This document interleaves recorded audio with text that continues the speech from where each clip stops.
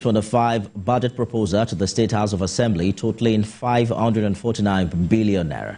The budget includes 312 billion naira for capital projects and 236 billion naira for recurrent expenditure. Governor Yusuf stated that the budget's capital to recurrent ratio is set at 57.43%.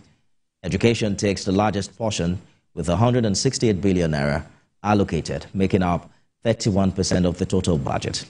He emphasized that the focus for 2025 will be on human capital development, infrastructure, and expanding access to quality education despite limited resources.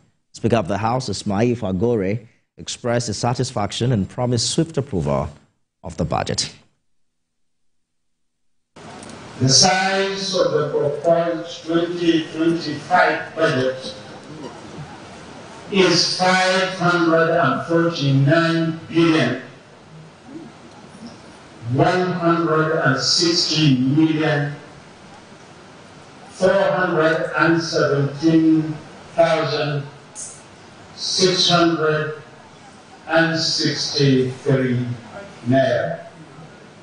The capital component is 312 billion 634 million 912,672 naira 18 kobo.